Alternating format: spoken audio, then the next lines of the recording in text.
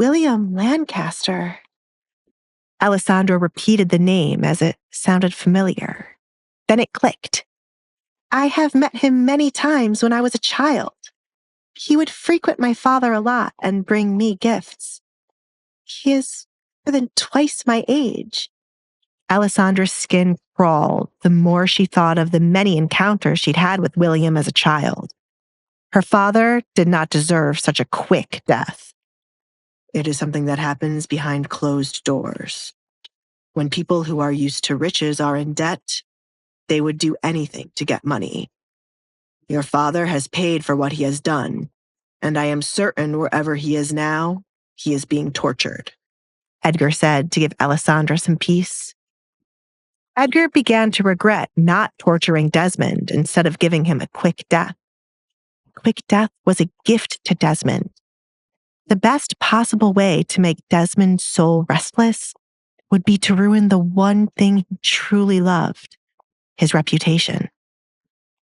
Alessandra would be shielded from his bad reputation as she would be a Collins in a matter of minutes. We have arrived at the church. Do you need a moment to yourself? Edgar added when she gave him no response. She had a lot to think about when it came to her father. No, I'd rather not be alone. We should hurry inside. Katrina could have sent someone to get the town guards. Alessandra cleared her throat, pushing what she felt to the side. There was no time for her to sit here and think about her father or what she was feeling. Edgar took her word for it, seeing no point in pushing her to have alone time when she did not want it. He opened the carriage, stepping outside to inspect who was around the church.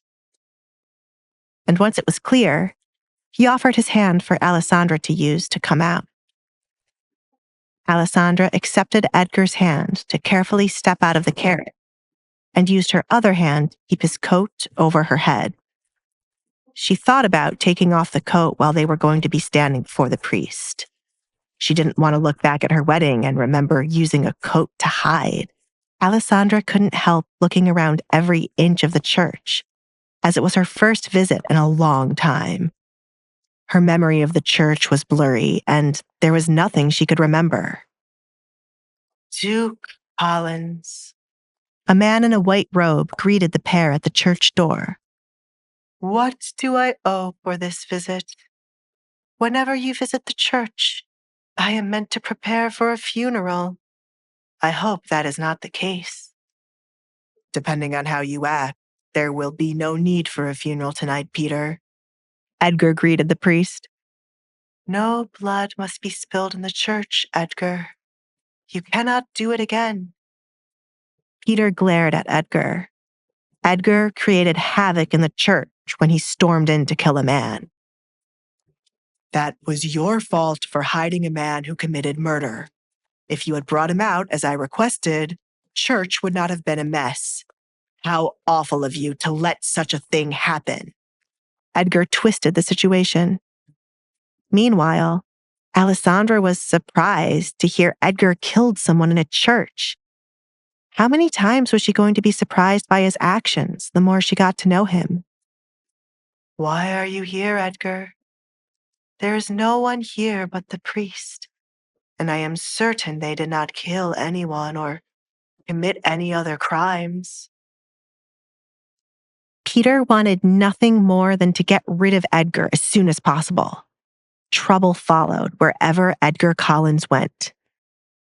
I am here to get married. I would like for you to perform the ceremony right away. Peter's eyes drifted back and forth between Edgar and the woman hiding her face. After a moment of silence, he started to laugh. However, when Edgar did not seem amused and the woman did not react to the joke Edgar told, Peter's laughter died down. Why didn't the two of you laugh? Are you seriously here to get married? Do you think I would waste my time coming here for a joke? I don't like to waste my time, Peter. Can you do it? Or does there need to be a funeral and wedding performed by another priest? Do not forget that you owe me, Edgar said. reminding Peter of his knowledge about his past before he became a priest. Very well. Are the witnesses outside? Peter asked, deciding to go through with it to get Edgar out of the church as soon as possible. You are the witness, Edgar replied. That is not how it works, but okay, Peter muttered, then looked at the woman Edgar brought along. Why is she wearing a coat over her head? Is she someone important, or perhaps? Peter waved his hand around his face. Are you ashamed of her looks? My bad, he choked as Edgar's hand suddenly wrapped around his throat. What a strange priest, Alessandra thought to herself. One thing was for certain. Her wedding night could never be forgotten. Hey, I'm Alessandra. If you're wondering what happens next, download the Pocket FM app now and listen to the exciting episodes of The Duke's Masked Bride.